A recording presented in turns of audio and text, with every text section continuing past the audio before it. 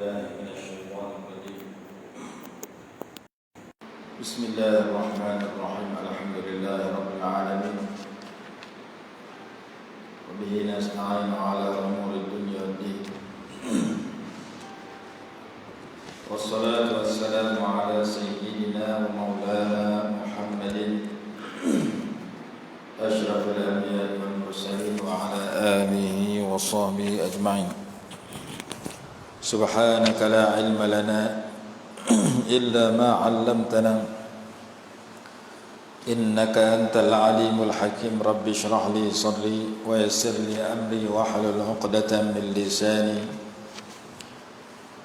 يفقه قولي. ولا حول ولا قوة إلا بالله العلي العظيم. أما بعد. Hari ini kita masih lagi membicarakan tentang beberapa sifat orang-orang yang bertakwa. Dalam dua pertemuan yang lalu kita telah mempelajari ayat di awal surah Al-Baqarah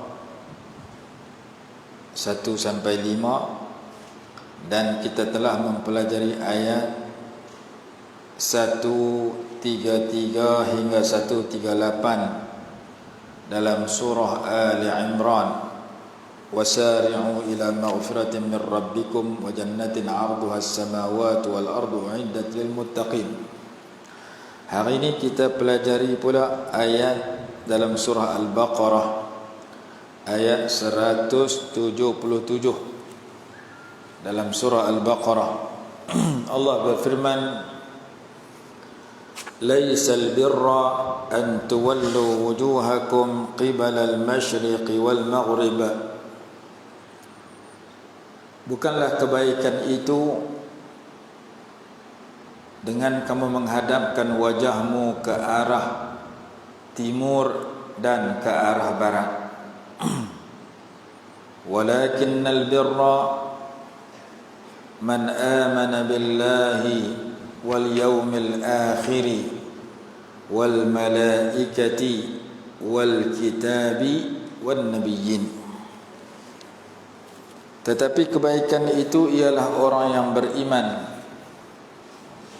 dengan Allah dan hari akhirat dan para malaikat dan kitab-kitab dan para nabi. Ini sifat yang pertama. Yang pertama, beriman dengan yang disenaraikan itu. Sifat yang kedua, wa atal mala ala hubbihi dhawil qurba wal yatama wal masakin wa ibnas sabili was sailina wa fir riqab.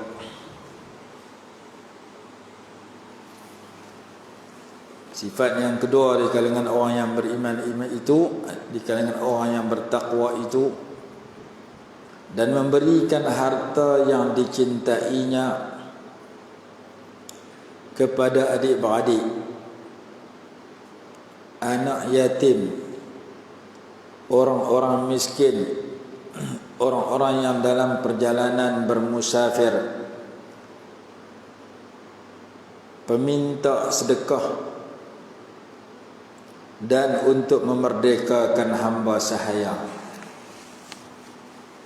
Nombor dua, yang pertama yakin kepada Allah dan seterusnya. Nombor dua, memberikan harta yang ia sayang kepada yang disenaraikan itu. Satu, adik-beradik. Yang kedua, anak yatim. Yang ketiga, orang miskin. Yang keempat, orang yang bermusafir. Yang kelima, orang yang meminta-minta. Yang keenam, untuk memerdekakan hamba. Yang keenam tak ada zaman lain. 1 sampai 5 ada di mana-mana. Jadi masih lagi kita mengenali bahawasanya orang yang bertakwa itu memiliki sifat menyumbangkan, sebagaimana dua kumpulan yang telah lalu. Kumpulan yang telah lalu, wa mimma razaqnahum yunfiqun, di ayat surah Al-Baqarah ayat 2, dan alladzina yunfiquna fis sarra'i wad dharra pada ayat 134 surah Ali Imran. Ayat ni cerita juga sama. Ayat lalu yunfiqun mimma razaqnahum yunfiqun. Ayat berikutnya alladzina yunfiquna fis sarra'i wad dharra, yang menafkahkan, yakni yang memberikan. Sama. Cuma hak dulu tak disebut bagi kat siapa, tak disebut bagi apa. Bila tak sebut dibagi apa, mungkin yang dibagi itu harta, mungkin yang dibagi itu ilmu, yang mungkin yang diberikan itu idea yang bernas, yang baik, sumbangan dalam bentuk tenaga, boleh juga. Walaupun asal yang banyaknya yunfiqun ni harta. Begitu juga ayat yang kedua, alladzina yunfiquna fis sarra'i wad dharra. Tapi mai nombor 3 ni dihabaq terang-terang, wa atal mal. Yang memberikan hartanya ala hubbihi, yang ia kasih. Walaupun kita sayang ke harta, tapi kita nak memasukkan diri kita dalam golongan orang yang baik, kita kena tengok adik-beradik kita susah. Kita kena ada juga pemberian kepada anak yatim. Kita kena ada juga kepada orang-orang miskin, fakir miskin, kepada orang yang ibnus sabil, orang yang bermusafir, dan kepada as-sailin, kepada orang-orang yang memohon sumbangan. Orang mohon sumbangan ni kalau betul tak apa lah, dia memang susah sungguh. Kadang-kadang dia bukan susah pun, tapi dia mohon tak kira tak mana. Dalam kuliah ni pun duk mohon, dalam Facebook duk tulis saya susah nak beli pampers anak, tak ada duit. Nak beli susu anak, tak ada duit. Lepas tu orang hantar, kalau tak ada duit nak beli susu anak, nak beli pampers, main nama dengan alamat, kami nak post susu dengan pampers di rumah hang, tak bagi terus. Ada juga lagu tu. Kaji orang yang minta ni kadang-kadang betul dia minta, dia susah sungguh. Kadang-kadang dia nak ambil kesempatan, dia senang lah nak cari duit cara mudah. Minta sana minta sini. Khususnya lah ni dia lebih senang minta. Dalam Facebook cukup senang minta. Kena tengok je orang minta tu. Tapi kalau dia memang susah sungguh, dia minta, kita pula ada lebih, maka kita bagi pada dia. Kita termasuk dalam ayat ini. Orang susah ni terbahagi dua. Satu jenis minta, satu jenis tak minta. Dalam Quran kata apa? Lis-sa'ili wal mahrum wa fi amwalihim haqqun, pada harta yang mereka miliki itu haqqun ma'lum, ada hak yang dimaklumi. Lis-sa'ili wal mahrum, bagi orang yang meminta dan orang yang tak diminta. Tak meminta. Ada ayat Quran cerita tentang sifat orang yang susah tapi dia sengaja tak minta. Kerana orang tak minta ni maruahnya lebih terpelihara. Seperti mana kita sebut hari itu, kita ni kalau minta ke orang dekat sekali, orang kesian lagi. 2 kali boleh gagah, 3-4 kali, sampai tu 10 kali dia minta. Nah, kali orang kata tak ada kerja lain, kau ni kerja minta ke orang. Jadi orang susah ni ada 2 jenis. Satu jenis susah sungguh dan dia pergi minta ke orang. Hang ada zakat lebih-lebih mai kat aku. Hang ada nak sedekah apa-apa mai bagi kat aku lah. Aku memang susah ni. Anak bini aku susah. Anak ramai nak masuk sekolah dah ni, yuran nak kena bayar, ngaji swasta pula dah, gaji lelaki kerja seorang, bini suri rumah tak kerja, piduk cerita kesusahan dia untuk orang bagi ke dia. Itu satu golongan.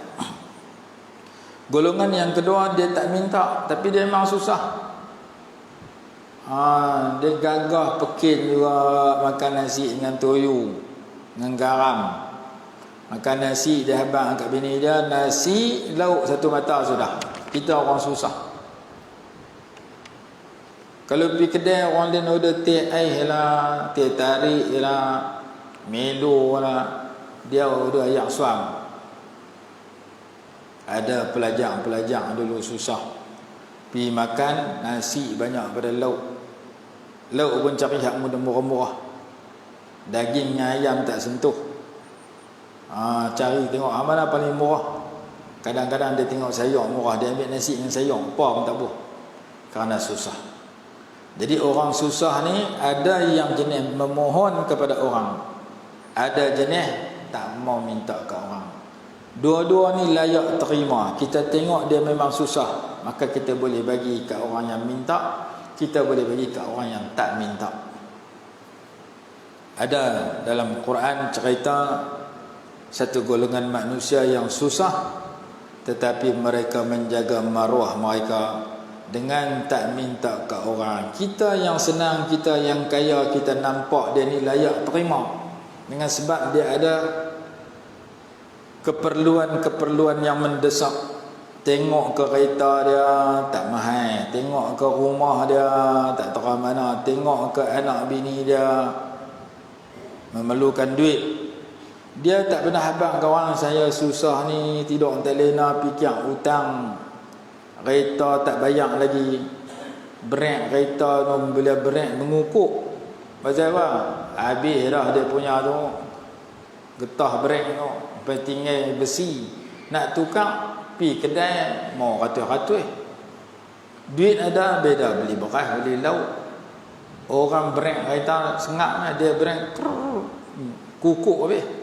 Nak tukar tak ada duit, kita dengar dia brek lagu tu, kita tahu dia susah, maka kita nah zakat aku RM100 kan, RM200 kan, beda pergi tukar brek kereta. Naik kereta wiper pun tak mesti lah, motor dia rosak. Kita tengok ada orang lagu tu, bila hujan turun suara tangan kat luar, gabui wiper tak boleh tukar, motor rosak, motor nak tukar RM400, tayar botak.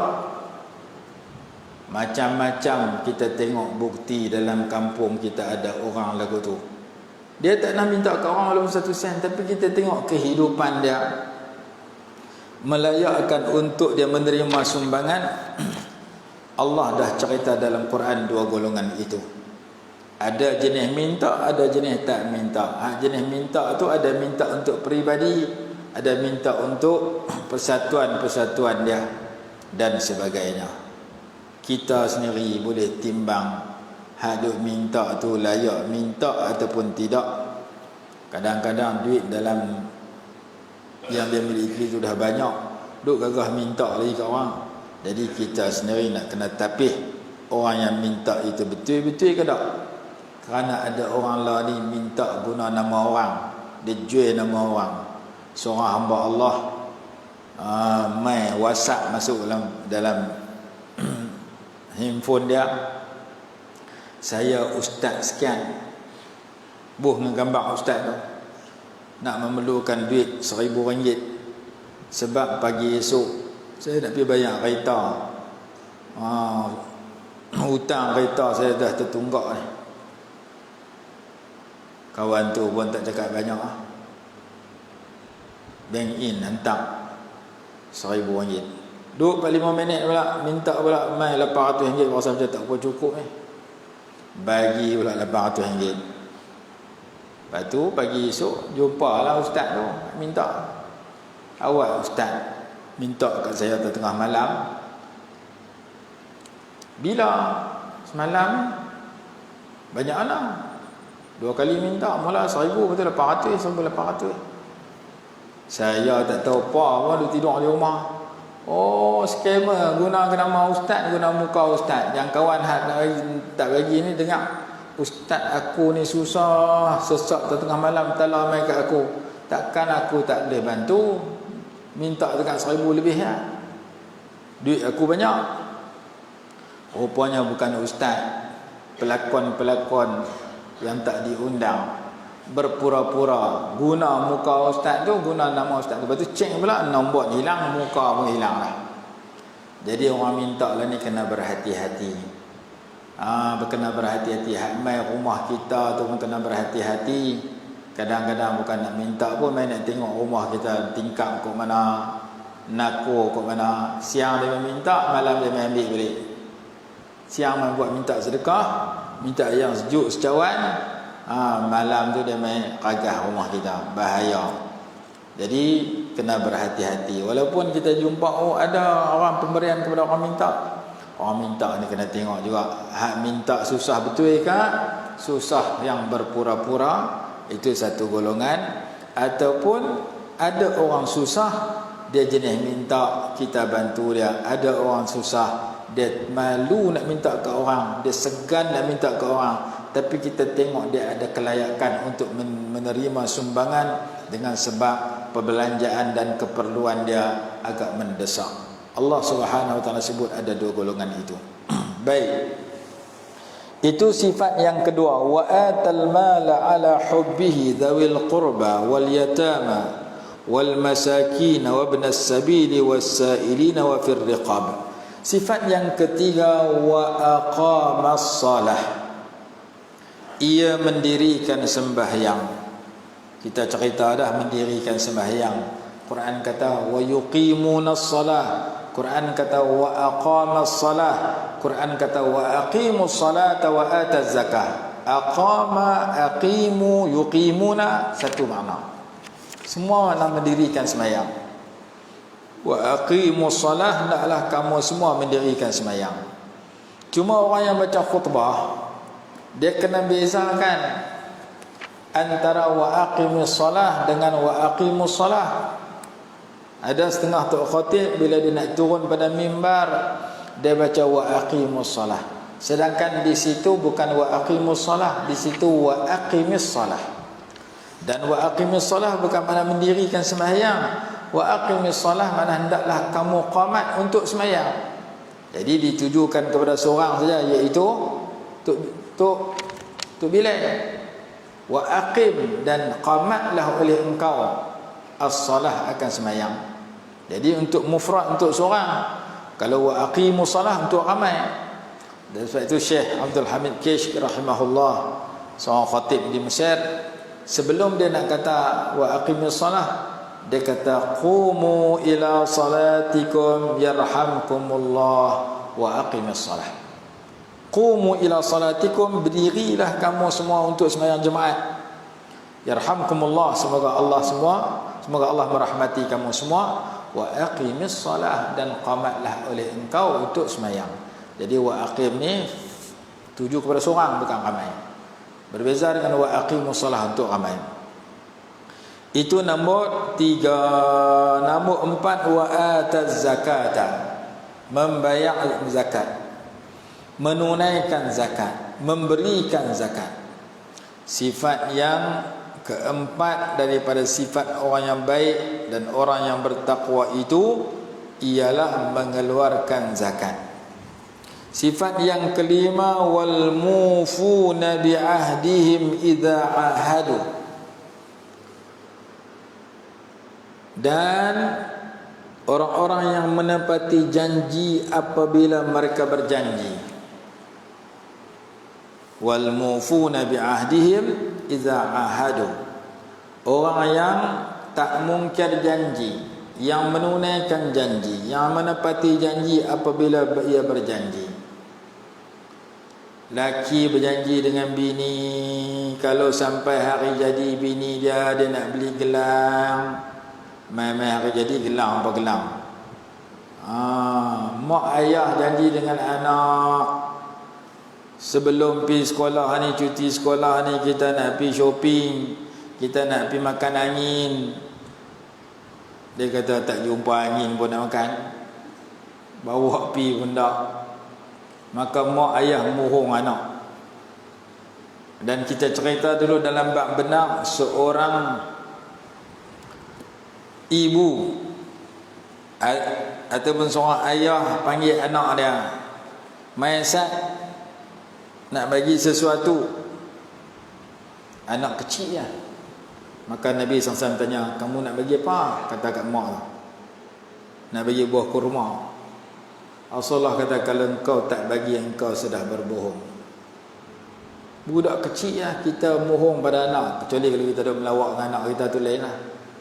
Kita janji dengan anak kita nak bagi sekian. Kalau cek lulus periksa dapat nombor 1, mak nak bagi gerek, ayah nak bagi basikal, kamu nak bagi gerek. Kawan tu pulun memang kasar.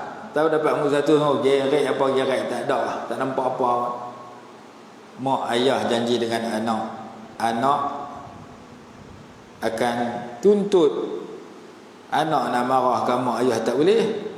Tapi janji tu kita jangan duk bohong. Walaupun budak kecil, Nabi SAW ajar, walaupun anak kita yang umur 6 tahun, kita janji dengan dia. Bila apa-apa kita janji, tiba-tiba kita mungkir, kita sudah dianggap berbohong.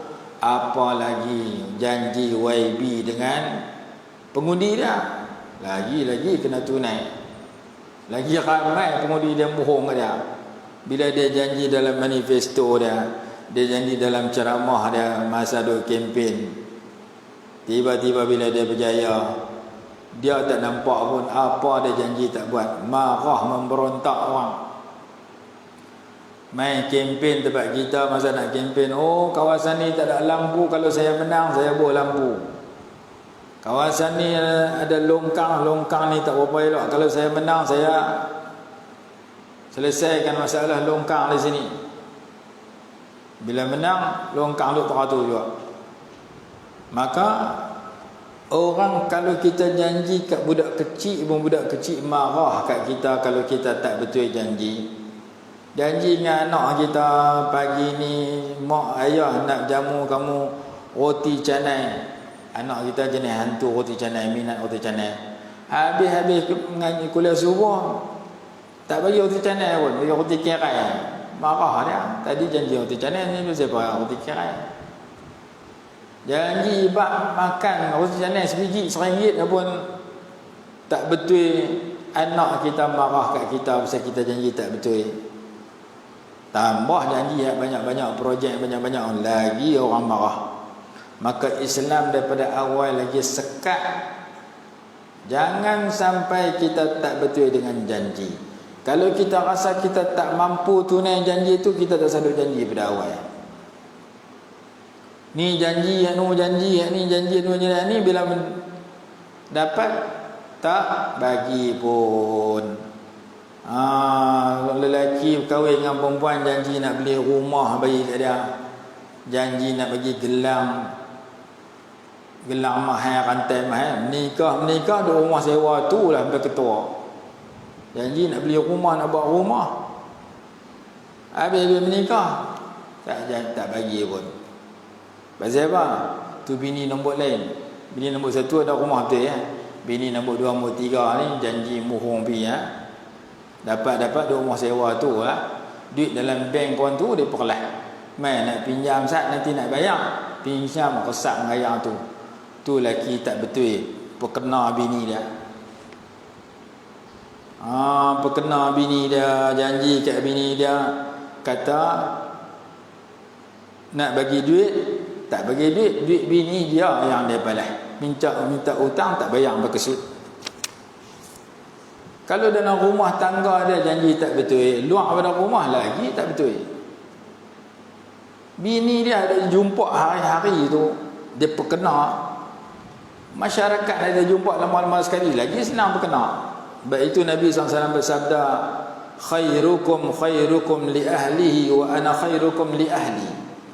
Orang yang paling baik di kalangan kamu, wahai orang lelaki, wahai orang perempuan, ialah orang yang paling baik kepada keluarganya, dan aku orang paling baik kepada keluarga aku. Rasulullah SAW sebut sedemikian. Kalau Kamu dengan bini kamu, dengan anak kamu pun tak betul dengan mereka. Kamu jumpa orang ramai lagi, kamu tak betul dengan orang ramai. Tapi kalau pentadbiran kamu dengan anak kamu, bini kamu betul, bini kamu pun kata laki aku ni kalau mati masuk syurga. Anak kamu pun kata kalau ayah aku mati, mak aku mati masuk syurga. Pasal pergaulan yang mereka pamerkan pergaulan ahli syurga. Tapi kalau bini kita pun katanya, orang tanya bini kita, laki hang tu ada harapan masuk syurga kalau mati. Ish, subuh gajah hari-hari. Bini kita kena perangai kita. Orang subuh pukul 6, kita pukul 6 kali. Laki aku orang masuk syurga macam mana? Subuh pukul 9 hari-hari. Hutang orang tak bayar. Muhung sana, muhung sini. Orang paling kena perangai kita, orang dekat dengan kita. Dia kata laki aku, bini aku gerak masjid semayang cukup susah. Bini aku tu makan kuat, nak tidur sekarang periuk. Lepas tu mangkit tidur pukul 8 pagi. Bini aku jenis subuh payah mangkit, kedekut piang. Kita kenal laki kita, bini kita. Kalau bini kita dengan laki kita duk ulah hak negatif kat kita, kita tak perbaik, tambah orang luar lagi teruk. Orang paling baik di kalangan kamu ialah orang paling baik terhadap keluarganya. Aku orang paling baik terhadap keluarga aku. Jadi kalau lelaki mak pak janji ke anak, anak duk marah selalu, mak pak aku janji tak nak betul. Bini duk marah lalu lelaki aku duk janji tak nak betul. Janji lepas menikah nak bagi duit ke aku, habis duit aku lagi ada. Duit aku simpan dalam bank 50,000 dia ambil, dia tak bayar pun. Sampai jadi susah bini tu. Tambah orang ramai lagi dia hutang 5 juta pun dia balas dia orang. Pasal hak dalam rumah dia pun kelentong tak betul. Hak duk jumpa hari-hari siang malam makan nasi dengan dia, tidur kali dengan dia, minum kali dengan dia pun dia perkena. Tambah perkena orang luar lagi senang. Padahal orang luar lama-lama sekali jumpa. Kalau aku perkena aku lari, dia pun tak boleh cari aku, payah susah nak cari. Tu zaman dulu, zaman lah orang cari dengan Facebook. Zaman lah nak cari senang. Jadi kita dapati bahawasanya syarak ajak kat kita menepati janjinya amat penting. Banyak ayat-ayat ya ayyuhalladzina amanu aufu bil uqud dan sebagainya yang menceritakan pentingnya menunaikan janji. Bahkan Nabi SAW memberi amaran orang janji tak betul, orang tu bersifat dengan sifat orang-orang munafikin, sifat ahli neraka. Wa idza wa'ada akhlafa.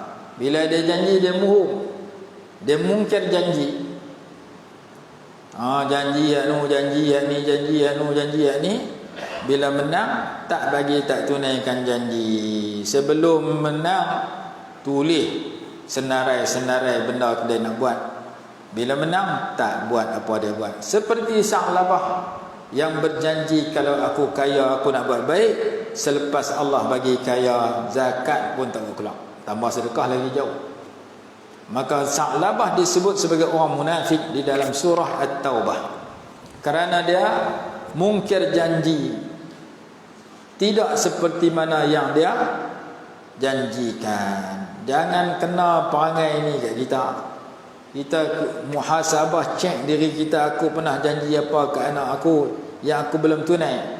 Aku pernah janji apa kat laki aku, kat bini aku yang aku mohong dia berkelau. Aku pernah janji apa kat jiran aku, kat orang bawahan aku, kat pengikut aku yang aku masih tak tunai.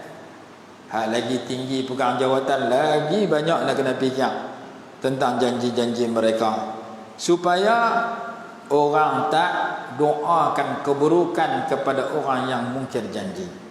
Jangan kita kata aku janji, aku janji lah aku berjaya, mereka tak boleh buat apa kat aku, mereka nak saman aku, tak ada pasal. Aku janji-janji sipah gitu saja. Mereka tak boleh saman kita, tapi mereka kena naya dengan janji kita. Orang kena naya ni doa mustajab. Mereka minta pada Allah, ya Allah tolong balas dendam kat kawan ada janji tu tapi tak betul dengan saya. Kena kita. Tolong bagi sakit lah kawan tu. Sakit perut. Pasal apa? Dia hutang saya, dia janji nak bayar, dia tuang tak bayar terus. Orang hak bagi hutang kepada orang yang berhutang, dia janji nak bayar sekian-sekian hari bulan, sekian-sekian tarikh. tak tahu betul dia tak bayar. Kawan tu ada harapan untuk doa. Dan Allah Ta'ala sebut dalam hadis Qudusi, orang yang kena naya ni Allah akan tolong dalam waktu tertentu, walaupun orang yang kena naya tu orang jahat atau orang kafir. Walau kana fajiran walau kana kafiran. Orang kena naya ni, orang kena zalim ni, dia kafir pun Allah Ta'ala tak biar orang zalim buat, kita buat kezaliman ke orang kafir. Dia fajir, dia jahat pun kita tak boleh buat kezaliman ke orang jahat. Tambah kepada orang beriman, kepada orang Islam. Tak boleh kita buat naya. Bahkan kepada binatang kita buat naya pun kita salah. Kucing kita belah, makan pun tak bagi, kurung pula tak bagi makan, tak bagi minum. Salah bila kita buat naya kepada binatang nama dia kucing. Seperti hadis yang menceritakan seorang perempuan masuk neraka kerana kurung kucing tak bagi makan, kerana tak lepas kucing itu cari makan sendiri. Tambah orang. Jadi Allah Ta'ala mengharamkan kezaliman kepada sesiapa sahaja. Ya ibadi, inni haramtu zulma ala nafsi fala tazalamu. Hadis tadi 40 ada. Wahai hamba-hambaku, sesungguhnya aku mengharamkan kezaliman ke atas diri aku. Fala tazalamu, jangan kamu saling zalim menzalimi. Jadi sifat orang baik menepati janji, sifat orang jahat memungkiri janji, tidak menepati janji. Janji tapi kenat terhadap janji itu, mungkir terhadap janji itu. Sifat orang munafik, kata dalam hadis, sifat orang tak betul, orang marah bila kita janji tak tepati. Kita janji hari ini pukul 10 saya nak bawa kamu pergi tempat sekian, nak belanja kamu makan. Telefon, kalau dia lupa tak apa, sengaja tak ada pasal-pasal apa, lupa pun tak, saja tak mau laksanakan tunai janji. Kita geram dekat dia, pasal hang tak betul dengan aku. Maka syarak mengajar kepada kita orang yang jujur, orang yang baik, orang yang mufuna bi ahdihim, menepati janji mereka apabila mereka berjanji. Sebelum kita berjanji dengan makhluk, kita sudah berjanji dengan Allah Subhanahu wa Ta'ala dalam mengucap. Kita berjanji kita hamba Allah, Allah Tuhan kita. Kita berjanji kita Nabi Muhammad SAW itu utusan Allah, kita pengikut baginda, umat baginda. Maka dua janji ini perlu kita tunaikan tiap-tiap hari. Kita berjanji kita menghambakan diri pada Allah. Kita janji jawatan kita hamba Allah, Allah itu Tuhan kita melalui asyhadu an la ilaha illallah. Dan kita berjanji Nabi Muhammad SAW itu ikutan kita melalui Muhammad wa asyhadu anna Muhammadar Rasulullah. Jangan kita mungkirkan janji yang kita sedang janjikan setiap hari dalam sembahyang, luar sembahyang. Dan kita berjanji lagi dalam doa iftitah, inna salati wa nusuki wa mahyaya wa mamati lillahi rabbil alamin. Sesungguhnya sembahyangku dan ibadatku, sesungguhnya sembahyangku dan segala ibadatku dan hidupku dan matiku kerana Allah Tuhan semesta alam, bukan kerana makhluk, bukan kerana manusia, bukan kerana mu Malaysia. Hidup sembahyang kita kerana Allah. Kerana selain pada Allah tertolak. Aku sembahyang ni kerana nak tunjuk ke orang, kerana riak, tertolak. Alladzina hum yura'un. Aku sembahyang ni kerana nak bagi orang puji aku pandai, aku rajin sembahyang. Tak jadi juga. Pasal sembahyang lagu tu hanya berlaku depan orang. Depan orang sembahyang sunat, duduk seorang tak mau sembahyang terus. Pasal apa? Pasal tak ada orang tengok. Aku sembahyang kerana nak tunjuk ke orang, orang tak ada sembahyang terus. Tak jadi lagu tu. Jadi kita mengaku inna salati, sesungguhnya sembahyang aku, wa nusuki, dan segala nusuk aku, segala amal ibadat aku yang lain, puasa, zakat, haji, sedekah, baca Quran, istighfar, i'tikaf, selawat, macam-macam ibadat lagi. Yang kedua. Yang ketiga, wa mahyaya, hidup aku, wa mamati, dan mati aku, lillahi rabbil alamin, kerana Allah Tuhan semesta alam. Jangan kita hidup kerana makhluk, jangan kita mati kerana makhluk, jangan kita buat amal ibadat kerana makhluk, jangan kita semayang kerana makhluk, kerana itu bercanggah dengan janji dalam doa iftitah. Ada orang kata kalau betul buat kerana tak betul lain, tak betul dengan janji itu, memang tak betul. Kalau tu saya tak mau janji, kalau janji sengit mungkin janji pula saya tak mau baca doa tu, tak dapat pahala pula. Tu orang duk baca apa? Tak mau baca doa iftitah. Saya kata mungkin janji, memang kena baca pun, duk baca selalu. Cuma kita perbetul macam mana kita baca. Jangan baca saja, lepas tu lepas baca terlupa apa kita janji. Pas semayang buat kerana orang, buat kerana makhluk, buat kerana nafsu, buat kerana suasana buat dosa, aku buat dosa sama. Sedangkan kita berjanji kita tak mau buat dosa dah. Kerana hidup kita kerana Allah, sampai mati pun mati dalam keadaan patuh kepada Allah Ta'ala. Orang yang faham janji ni, dia tunai janji ni, pasti ganjaran istimewa dia dapat dunia akhirat. Masa hidup Allah bagi hatinya tenang, hidupnya bahagia, kehidupan dia berkat, kerana dia merenung kepada janji itu dan dia mengingati dan menunaikan janji itu. Dan jadi masalah masa kita tak ingat janji lagu tu, kita buat canggah dengan janji kita. Yang tu nombor berapa? 1, 2, 3, 4, 5, 6. Yang kelima yang tadi. Yang keenam, Allah berfirman, was-sabirina fil ba'sa'i wad-dharra wa hinal ba'si. Orang-orang yang sabar fil ba'sa, dalam kesusahan, wad-dharra, dan penderitaan, wa hinal ba'si, dan ketika peperangan. Sabar dalam melakukan kebaikan, yakni ketika perang dengan kafir harbi. Sabar dalam kesusahan dan penderitaan, dan sabar ketika perang. Perang ni zaman dulu ada yang lawan musuh. Zaman lah kita tak perang lawan musuh angkat senjata seperti mana perang Badar, perang Uhud. Tapi kita juga berada dalam peperangan siang dan malam. Nama dia perang apa?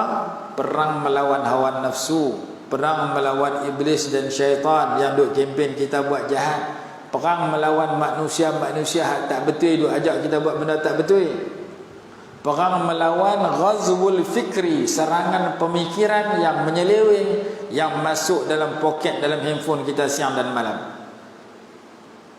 Banyak jenis perang kita duk hadapi lah ni. Cuma kita tak angkat senjata tembak musuh, musuh tak main tembak kita, melainkan tempat-tempat tertentu seperti di Palestin.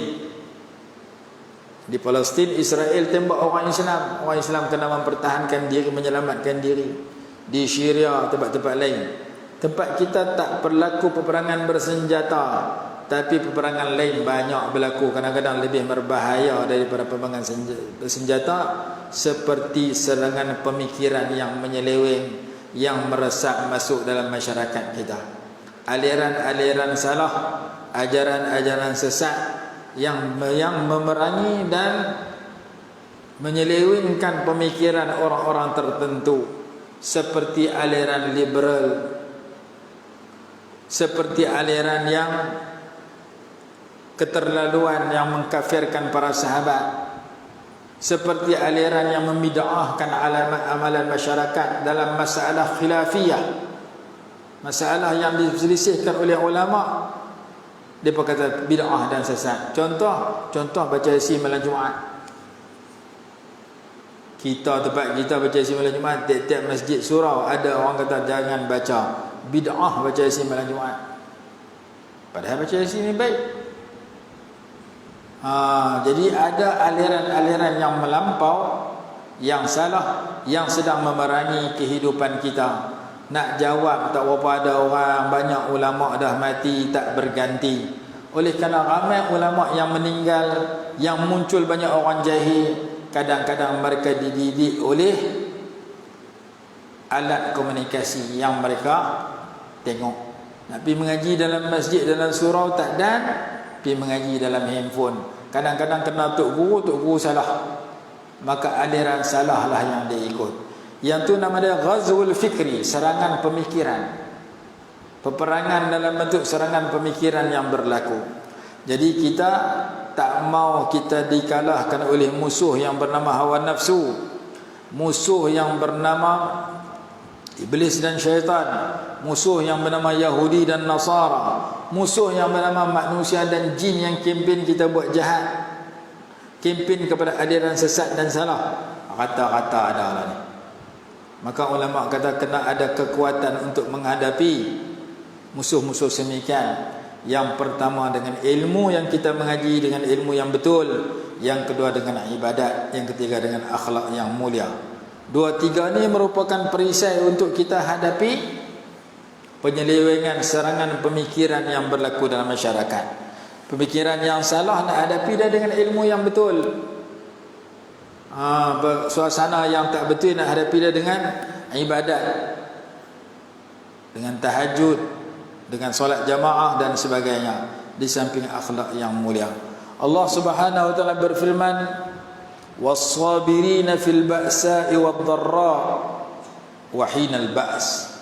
Orang-orang yang sabar ketika susah dan derita dan ketika menghadapi peperangan. Itulah 6 sifat orang-orang yang baik yang disenaraikan dalam ayat 177 surah Al-Baqarah ini. Sambungan ayat Allah menyatakan ulaikal ladzina sadaqu, mereka itulah orang-orang yang benar, wa ulaika humul muttaqun, dan mereka itulah orang-orang yang bertakwa. Bertakwa tajuk perbincangan kita. Jadi ujung sekali dia cerita siapakah orang yang bertakwa, yang memiliki 6 sifat tadi. Beriman nombor 1, memberikan harta nombor 2, mendirikan solat nombor 3, menunaikan zakat nombor 4, menepati janji yang kelima, dan bersabar ketika menghadapi susah dan derita serta peperangan dengan musuh-musuh. Tak lari dalam menghadapi peperangan dengan musuh, sabar dalam kesusahan dan kemudaratan yang ia hadapi. Mudarat itu sama ada sakit, mudarat itu sama ada fakir, mudarat itu benda-benda kita tak suka, kita sabar dalam menghadapinya. Maka 6 sifat ini kita dah kenali, tinggal kita nak praktik pada diri kita supaya ianya tidak tercicir daripada diri kita. Kerana 6 sifat ini adalah sifat al-birra, sifat kebaikan, dan sifat orang yang benar, dan sifat orang bertakwa. Awal ayat kata laisal birra walakinnal birra sekian. Tetapi kebaikan tu yang sekian. Ujung kata ulaikal ladzina sadaqu, mereka lah orang benar, orang betul. Kalau memiliki 6 sifat ini, dalam masa yang sama wa ulaika humul muttaqun, dan mereka lah orang yang bertakwa. Masa dah sampai 7.30, kita berhenti tani. Wallahu a'lam. Bismillahirrahmanirrahim. Alhamdulillahirabbil alamin. Wassalatu wassalamu ala sayyidina Muhammad wa ala alihi wasallam. Allahumma anfa'na bima 'allamtana wa 'allimna ma yanfa'una warzuqna ilman yanfa'una bi rahmatika ya arhamar rahimin. Rabbana atina fid dunya hasanatan wa fil akhirati hasanah wa qina adzabannar. Sallallahu ala sayyidina Muhammad wa ala alihi wasallam. Satu pengumuman ringkas, insya-Allah malam ni saya akan sampaikan ceramah kuliah maghrib di Masjid Jelutong, Pulau Pinang. Jadi kita akan bawa info ni, kita akan buat rakaman, buat siaran secara langsung live daripada Masjid Jelutong, Pulau Pinang, kuliah maghrib. Tajuk dia ilmu dan adab menuntut ilmu. Jadi tuan-tuan yang mengikuti melalui Facebook boleh buka dan ikuti malam ni insya-Allah daripada Pulau Pinang. Assalamualaikum warahmatullahi wabarakatuh.